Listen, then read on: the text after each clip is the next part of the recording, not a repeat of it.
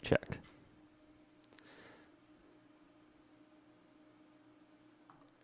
Hello, Degens. Welcome to Degenerate Takes. I, of course, am the Brofect One, AJ, and today, on this beautiful May 3rd, 2022, we are here today to talk all things sports betting, and maybe even get into a little bit of the crypto game. Stay as degenerate as we can. It's been a crazy day. It's been a crazy week in sports. I know it's only, what day is today? Tuesday, but the last couple of days have been crazy with the NBA playoffs going.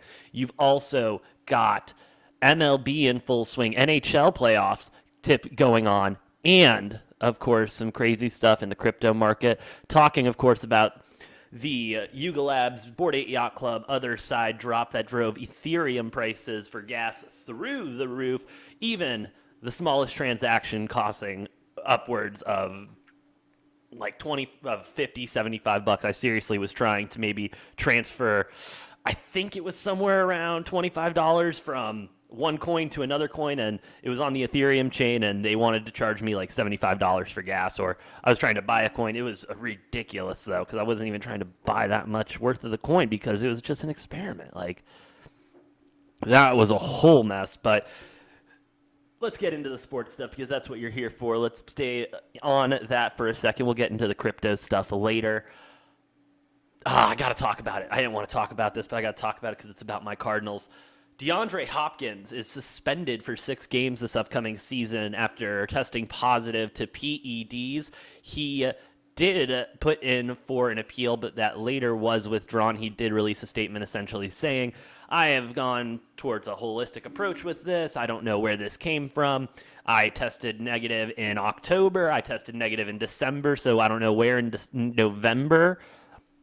November apparently was when he tested positive, so, you know, and it's a mystery, and it can be a mystery. Everywhere I've been listening to, everywhere I've been reading former players talking, the NFL doesn't seem to make it easy for these players to not get caught for something, you know what I mean? Like, they have a list of substances and companies they work for, essentially the sponsors, to make sure they get a shit ton of money because everything is a backdoor handshake. How you doing? Let's work something out. And so with that, there is an happening. But with the way these supplement companies are, the FDA doesn't regulate anything there. You know, these supplements are just released. They all say the FDA is not tested. Some of them, they are tested, but it takes a long time. But you know, and so these companies can go out there and say, yeah, no, this stuff isn't in there, essentially. Let's, for example, say steroid A is not in this, and steroid A is illegal in the NFL. So the players can ask, well, what about steroid A? The steroid A is in this. Company says steroid A is not in this. Here, take it, you get bigger, stronger, faster. Okay, I take it, get bigger, stronger, faster, piss in a cup a couple weeks later, and then boom. Hey, what the hell are you doing with steroid A? I don't know, blah, blah, blah. There's no steroid A, but there is steroid A. And so, unfortunate for the Cardinals, talking more from a football standpoint, this is probably the biggest blow to the Cardinals that could have happened this season. Obviously, with the marquee, this makes the Hollywood Brown signing, this makes a lot more sense with that as a good backup plan. Unfortunately, they were unable, though, to get another wide receiver number 1. They just stuck with a wide receiver number 2. Bro, that's just rough. That is just rough for the Cardinals and the Bird Gang out there. But hey, this is an opportunity. This is an opportunity for Kyler to stand up. And if Kyler can't, stand up, not because he's short, but this is an opportunity for him to step up. If he can step up and he can show that he is that franchise-type quarterback who, even when my favorite toy is down, I can still go to the well and pull off a couple wins. Then, yeah, go ahead. Sign him to a Deshaun Watson-type deal. Give him all that guaranteed money and get him moving. But if he goes out this season, in those first 6 games, we go 500, under 500, what's more important to the team, D-Hop or Kyler? Because at that point, sure looks a lot more like D-Hop than Kyler. Because, yeah, don't get me wrong, we need someone to throw the ball. But Big Dick Nick is on the market after the Bears released him. He can throw the ball, and he can win a playoff game. He can win multiple playoff games. Not only that, he can win the biggest playoff game. I mean, am I saying I would prefer Nick Foles over Kyler Murray? Yeah, That's what I'm saying. As of right now, as of the way everything stands today, give me Big Dick Nick Foles over K1. Because I'm done with K1. I really am. And I've said this multiple times on the show and everything. I don't understand him. I just don't get it. Because here you are, excellent at the position, excellent at multiple sports. Could be the next Deion Sanders from that point when you're talking about a cross-sport athlete. But, of course, Deion is one of the greatest athletes of our time. I'm not going to get into that conversation. But what I mean is you're so good at something. You have proven that you can be good at it, and you can win well, and you can win a lot. But his run in the NFL, as a Cardinals fan and someone who's watched him since he's gotten in, less than stellar, but disappointing almost, I would say, because what are we doing here? Like, what are we doing here? You need your favorite toy. Now we go out and we make you happy and get your best friend. I better see at least 50 touchdowns out of Hollywood Brown this year if they're such good friends, especially with D-Hop on the sideline, unless our running game gets a lot better and Kyler decides that he is a running quarterback and can run the ball into the end zone. Fine, then give him the money and, like I said, let's move it along and let's win a Super Bowl. But, Kyler, if you can't perform without one of the greatest wide receivers in the league, I think that says a lot more about you than it does that Arizona Cardinals team. Moving on in the NFL, we're still got a lot of free agents on the market. OBJ hasn't signed anywhere. Jarvis Landry hasn't signed anywhere. Honey Badger just signed Tyrann Mathieu. He did go to the Saints. That's a great move for that Saints defense who desperately needed some help last season. The Saints in general are just kind of in an awkward rebuilding phase that they're not calling a rebuild phase because they do still have some of their key elements like a Michael Thomas. Jameis Winston is a serviceable quarterback when he's put in the right situation. Taysom Hill, that experiment was a flop. He is a good tight end, a terrible quarterback. We'll see what happens. We'll see what happens as we get closer to training camps and OTAs and everything like that. Thinking about MLB, nothing really. Oh, Trevor Bauer suspended 2 seasons for the sexual misconduct, apparently according to the MLB, due to their findings and everything. They had the grounds to suspend him. Let me double check, but as of my last recollection, I don't believe he's being charged with anything. Trevor Bauer, legal. Gotta love Google in these situations. Headache for the Dodgers. Oh, that was from...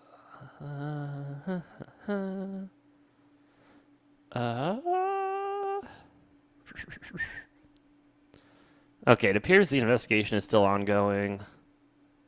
Baseball is just such a mess right now. It's unbelievable. It is unreal what baseball is doing to its fans and what it's doing to the sport right now. Rob Manfred obviously just not giving a flying F about anything. That is this. But, hey, man, props to you, whatever it is. You know what? I'm done talking about baseball. Baseball makes me sad. Let's get into the good stuff. Let me go ahead and switch this camera up. Let's talk about the lines for tonight's NBA playoffs matchup. First one we got is the Bucks still in Boston at the Celtics. The Bucks coming out in game 1 and just absolutely showing why they are the defending champs of the association. I mean, they played incredible basketball. Giannis, just an absolute stud. Line right now, as you can see, we have Bucks as a 5-point dog going into this game, plus 180 on the money line, 215 and a half on the over. Let me go ahead and go to my favorite sports betting website, Action Network. Shout out to Action Network. They are not a sponsor, but this is where you get all of the information you can ever need. If you need an article to read just to keep it going, you want some experts to even lean in on what's going on. As you can see, they have 3 of them picking the Boston spread and the 2 of them getting on the under. They also have a bunch of their favorite prop bets, everything like that. They are epic. But what I like to look at right here is public betting. Now, in the NFL, everyone knows you got to fade the public when money's hot. Recency bias is big for a lot of gamblers, especially when they are not involved in the sport. You know what I mean? They don't sports bet every day. They don't sports bet a lot. They just kind of do it for big events. You know, the Super Bowl, the playoffs, and everything like that. And that's where you see a lot of public money. And the NFL the NBA is no different, especially around playoffs. As you can see right now, 67% of the bets and 52% of the money on the Bucks, making them the heavy public favorite. They are a public dog, as you could say. Bro, don't get me wrong. After watching the Bucks play Sunday night, Jesus, that was some other team. That was a team I haven't really seen this season. Giannis just looking like an absolute stud. What's that line at again? 5.5? I don't like 5 in basketball. I never have, never will. It's just a bad number in my opinion. They're not going to give me the 5.5. That sucks. I think I'm going to fade the public on this one. I don't see Boston. I don't see Boston losing 2 at home. They've played. They were just kind of the shock though, because they played well going into the end of the season, but bro, I don't know, man. Let's go. I'm gonna go Celtics on plus the 5 though. If they're okay, Celtics win, but Milwaukee's gonna cover. 5 points is just too much for the way the Bucks have been playing. I think that's probably the play for me. This is definitely a situation where Boston will win this game, but they will not cover the spread. Now moving on to this again. Golden State Warriors are a 2-point favorite on the road at the Grizzlies. Grizzlies losing off of a Ja Morant miss layup to close the game out, buzzer beater style. Couldn't get it to happen though. Could not get it to happen. Man. Steph Curry, though. Let's talk about Steph. That man was on a mission from God. If we got any Blues Brothers fans out there. But Ja is also, you know what? I'm not going to pick a side because I do want to take Golden State minus the 2 because I'm a big Steph fan. But I'm just going to take the over. I think this is going to be a game of games. I think they are going to. I think the offense is going to be off the charts. The defense is going to fall by the wayside. When I think of both of these teams, I do not think of defensively strong teams. I think of shooters. Let's go with the over 227.5 because life is too short to bet the unders. Oh, and that's all, isn't it? What is Steph's points? Let's just go ahead for shits and giggles. Double-double at plus 575. I kind of like that. Total rebounds. Did I miss points? Yep, total points. Steph Curry, 26.5. Over at minus 130. The under at plus 100. That's a great number right there. Got screwed yesterday off of Devin Booker total points. That was a lot of fun. Line was 24.5. And he scored 23. He scored 23. But, hey, you got to wake up the next morning and keep taking shots. Let's move over to the sport that makes me the saddest, but the one that I love the most, the MLB. We got some early action today. Atlanta Braves at the New York Mets. Who do we got on the rubber today? Looks like Charlie Morton for the Braves. David Peterson going for the Mets. As we look at my favorite aspect of ESPN. Where'd it go? The pitcher versus the batters averages right here. As you can see, the Braves not a lot of success here with David Peterson. While we look at the Mets, Charlie Morton, one of the better pitchers on the Braves staff, and yeah, Mets not having a lot of luck either there. If we go back to the line, what are we looking at? We're looking at the Braves. Oh, this is a tight one, and the books know it's a tight one because we got the Mets minus 115, Braves at minus 105. That spread, the Braves minus the 210. The books see this one being an absolute pitching duel with the under being at 7.5 minus the 115.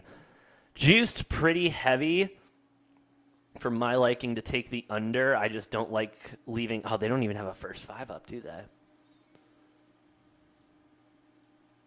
No first 5 up. That sucks.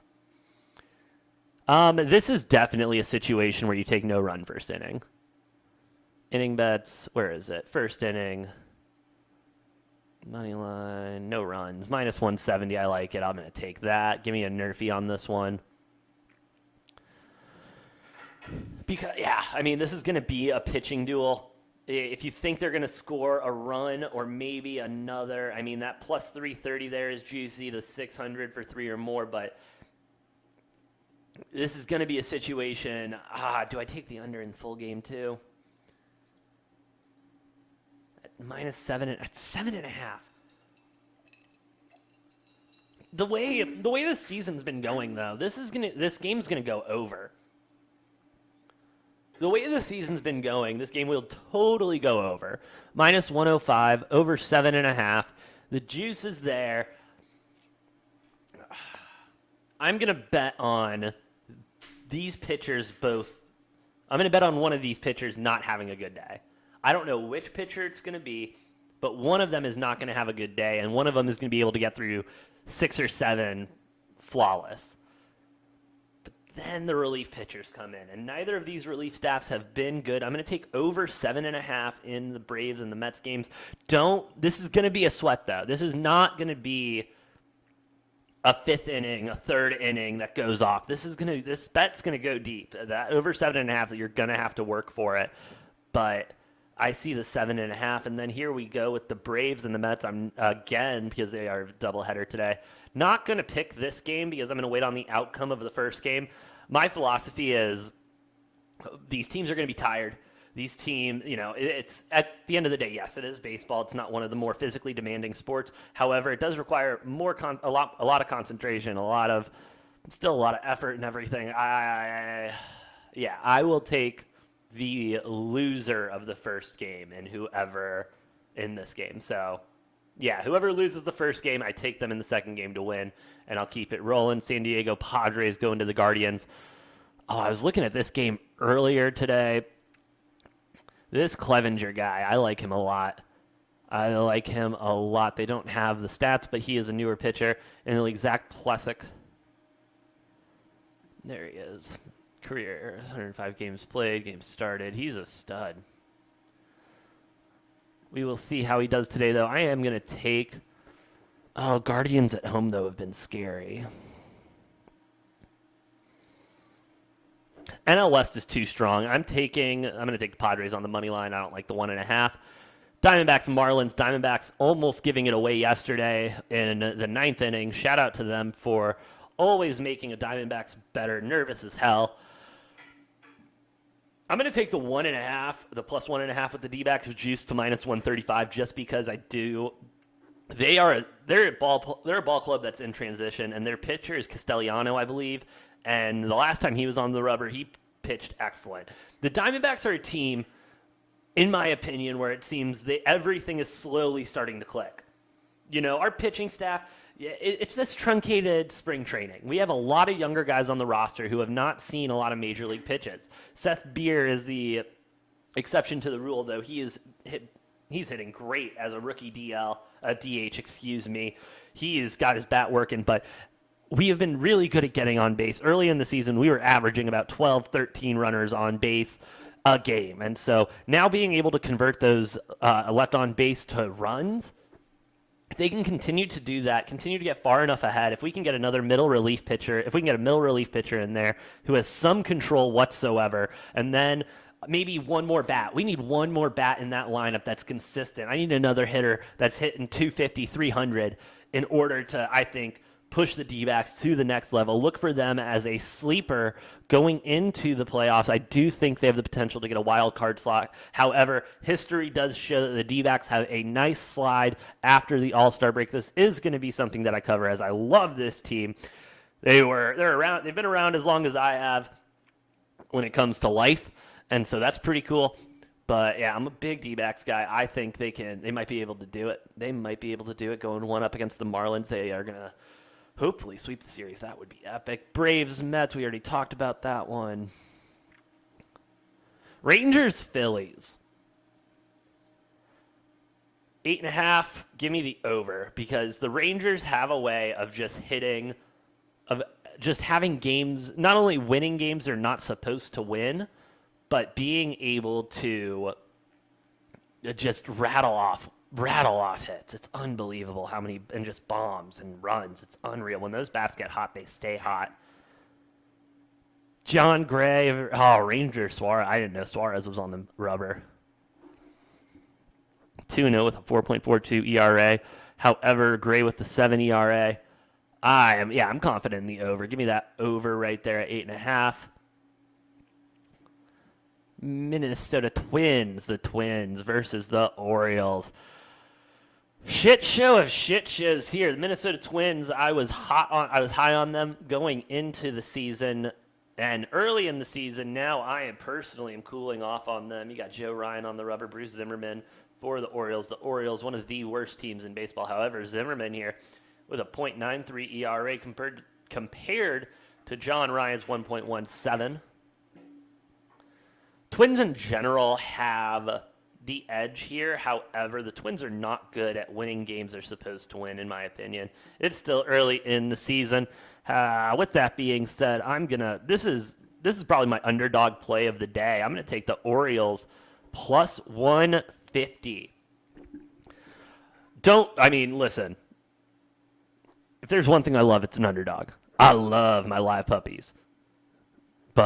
And the way the Orioles, have been playing, being able to rattle off wins they're not supposed to in situations where they are the ultimate underdog. Give me them plus the 150 there.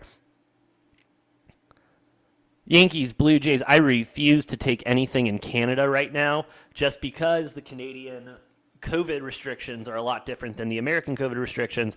So some players in the MLB who aren't vaccinated or whatever, I'm not going to get into all of that because I could care less about that. I'm about the money. I'm about the betting. But with those variables, not really knowing who's going to play, I'm just staying away from Canada. So with the Blue Jays playing in Canada, not going to touch it. The NHL is a different story because the NHL is up to date with all of that stuff. So I will continue to bet on NHL in Canada. Don't you worry about that. We'll touch on some hockey after this, after a couple more games that I like. But yeah, not touching anything in Canada. And if you didn't know about that, now you do. And now you can take that knowledge going forward because those Canadian games can be rough to bet on. Now, we've already got Southside versus the Northside, Chicago Cubbies versus the Chicago White Sox. This one being played at Wrigley. The White Sox are the favorite going into this game, and for good reason. This White Sox team last year was extremely hot. They were fun to bet on, especially in the first five. They were killers in the first five. Oh, man, we'll see if that line is up because I know it's not been up for a couple of them because I love me those first fives. Who do we got on the rubber today? Michael Kopech and Drew Smyly. Ooh, I like Smyly a lot. Looking at the stats, obviously, he is the better White Sox have the edge here. Michael's the better pitcher, but he is not.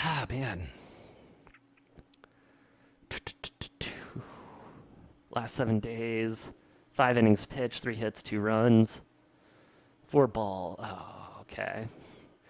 The Cubbies. I can't. So I'm going to give this one out. This is going to be a homer pick. But it's also because the Cubs have the edge in pitching, in my opinion. I really like Smyly. I think he is just not performing what he is capable of performing. His last time going 4.2, 5 hits, 2 runs, 2 earned runs. Yeah, let me get that and then the over 6.5 because I think that over is way too low. I think these batters, are going to have a field day there. Do they have the 5-inning line? Yes, they do. Cubbies plus a half at minus 130. So the bookmakers essentially think that this is going to be a pitching duel or it's going to be a hitter's battle. No, over 3.5 at plus 105. It's getting juiced there. They're trying to get you to take that, sucker you in there. I'm going to stay away from the first 5 because I know I said the Cubs. The Cubs plus a half, though. If it's going to stay tied, if it's going to stay there, I kind of like that. Yeah, you know what? Yeah, I'll take the shot. I'll take the Cubs plus the half there as well. What's going on? Nope, that was the last game I wanted to talk about. Perfect, because we've got NHL playoffs tonight. Oh, Dodgers, Giants, 1.5. That seems to be one of the most popular bets. At the sports bar I work at, we obviously have to show the effing Dodgers, even though we live in Arizona, because we got all these transplants and everything like that. It's miserable. I hate the Dodgers. I hate LA teams more than I hate Rob Manfred, probably. And I do not like Rob Manfred. That guy sucks. But regardless of that, bar I work at, everyone sports bets, and they're always like, oh, Dodgers minus 1.5 is probably the safest bet in baseball. Yeah, but not really. Because if you're watching the way the Dodgers are playing, yeah, their record's not that bad and everything. Yeah, they're pitching pretty good. Yeah, okay, they're scoring runs. They're not the same Dodgers team as last year. They're not the same Dodgers team as 2 years ago. They're not.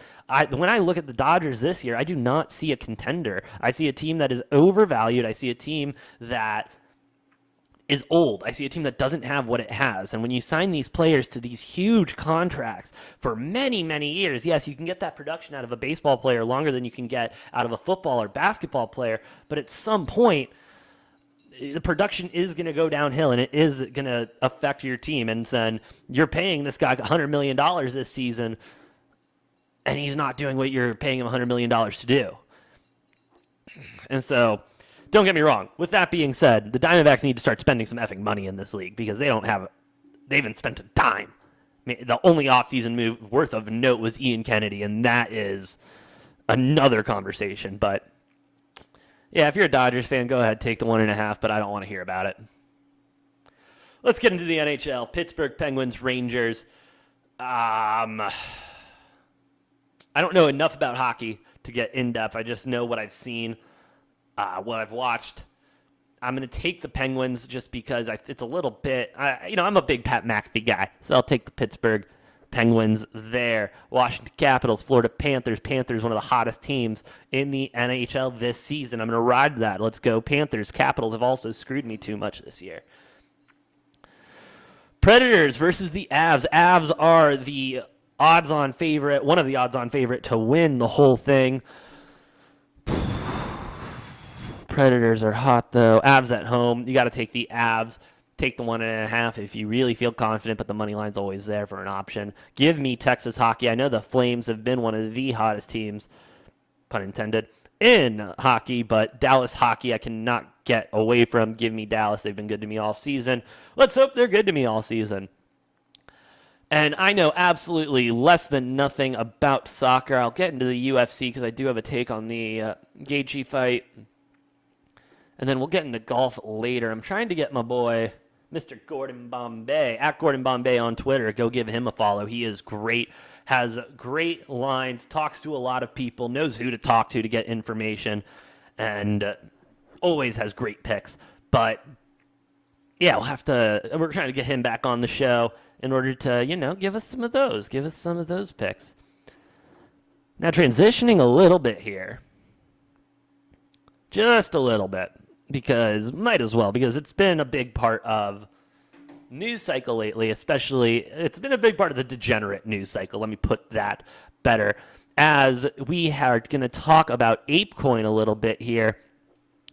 For those of you who aren't aware, who aren't in the crypto space, Bored Ape Yacht Club, I know you have at least heard of. That's an NFT brand that is now valued at over a couple $2 billion. Started by a company named Yuga Labs, who is very big in the NFT and crypto space.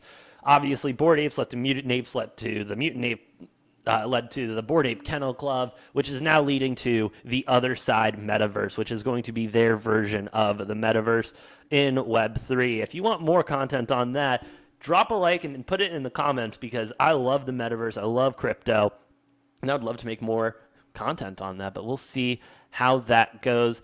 But back to the point. Yuga Labs dropped their they put it out to mint these deeds and everything to buy this land. For those of you who don't know what what a mint process is, it's a time period where a company releases the NFTs and you as the consumer can go in and buy the NFT and own that property, that NFT, or that digital content. With that being said, it was done on the Ethereum blockchain. There are two major crypto big hitters. You got Bitcoin and you got Ethereum. Bitcoin is more just, that's the 50,000 one. You can't really use that to make a daily transaction. Ethereum, on the other hand, the way that's set up and the way the code's written, makes it a lot easier for transactions to be made at a lower cost. You do have to pay what's called a gas price, though, and the gas price is how the transaction takes place and how it moves across the chain. It is literally a gas price because the computers that have to process all of this information and process these transactions and everything, it takes a lot of energy and it takes money and it takes gas. And so these companies and these miners who push through these transactions, they charge, and so you pay. So on an average day when gas is quote unquote high, you're going to pay about $36 to $46 for a transaction of about, let's say, about $15 to $25 worth of Ethereum, of course. Just going to put it in the US for those of you who aren't familiar. What happened with Yuga and this land drop and everything was, imagine a funnel, all right? And you're pouring stuff through a funnel. Only so much can come through at a time. That's what happens when you push transactions through on any blockchain. Is all of the transactions go into the funnel, and only so much can be put out at the time.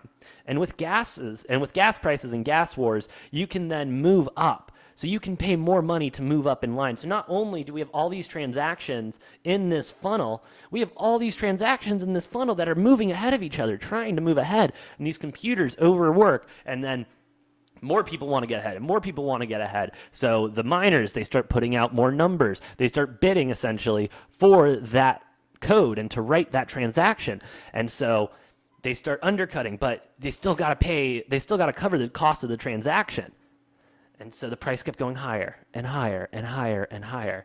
And when you're buying a metaverse property, it takes time. When I bought my Decentraland property for this company, it took about 45 minutes for the transaction to take place.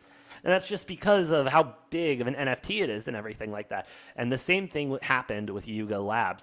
They just had so many transactions. You saw the gas fees go as high as $7,800. Some reports say it went up to $10,000, but I can't confirm that. I can't see it in the blockchain anywhere, but I also haven't really taken a deep dive into that chain yet. But with that being said, back to ApeCoin. ApeCoin was the currency that you had to purchase. It's on the Ethereum chain, and it was required to purchase for the land drop. It was 305 ApeCoins. Ape, as we can see here, at one point was all the way up to $27 after all time, being at about $13, $12, $11, $13. I bought in around the $13 mark and obviously was very happy to see it go to $27. I assumed, didn't take out any profits because I assumed it was going to go up to 30, 35, 40, but I should have taken the lessons I've learned from the past. You always take a little bit of profits up front, and then you can let it grow from there and reinvest. Because then when it went to 19, I could have bought more.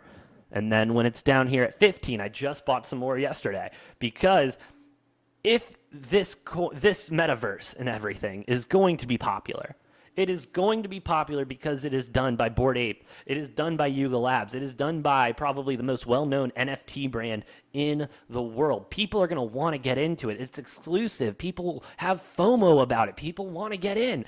And so they will go to this metaverse. They will spend money in this metaverse. How are they going to spend money in this metaverse, though? It's going to have to be ApeCoin. And that's all I'm saying. With that being said, Yuga Labs is also talking about their own NFT marketplace, their own blockchain, and all of that stuff. And anything tied with Yuga Labs is going to go up in price. ApeCoin is just experiencing a bad week due to the F-up that was the Yuga Labs other side land drop. And now with the Federal Reserve meeting this Wednesday, seeing what it's today, actually. Holy shit. No, it's tomorrow. I'm all my days mixed up. Today's Tuesday. That's right. I said that in the beginning of the video. But with that being said, anyway, I'm bullish on ApeCoin. I'm bullish on crypto in general. It's one of those things where you are early still. If you are getting into crypto now, you're hearing about this. You talk to anyone, and you are still beyond early in this scene. Because if you look at the stats, 1% of the world is invested in crypto. 1.5% is, knows about it. And granted, this is a study from about 2 years ago. And so I would assume those numbers have gone up a little bit, especially with all the ads and everything. And crypto being talked about more, NFTs being so popular. And we're seeing that still to this day with how much volume is being pushed through there. It's unbelievable. So yeah, if you can get in, you can afford to take a position. Go ahead, do your own research. Make sure you get in there. I'm not a financial advisor. I don't know what the fuck I'm talking about. I'm literally a degenerate. I have a show called Degenerate Takes, and that's what you're watching right now. You're a fellow degenerate who's looking to make a little extra side cash, who's looking to better your life or whatever the hell those people say on YouTube. I mean, give it a shot. Give it a shot. Do your research. Crypto, in my opinion, is the way. I just was at a metaverse conference last week, and wow, the stuff that I'm hearing, the stuff that is being talked about being done is unbelievable and will only go up from there. It's going to be great. It is going to be great. With that being said, I do not have anything else really to talk about. I actually got to go to work soon. Got to make that money to keep this degenerate stuff going. Yeah. With that being said, we'll have another podcast out later this week with my co-host Noah Englebrets, and hopefully get in Gordon Bombay back on the show as well. Thank you for listening and watching. If you enjoyed this, please drop a like. If you want more crypto content, I'd love to make it. Please also put that in the comments. And yeah, we'll see you next time on Degenerate Takes.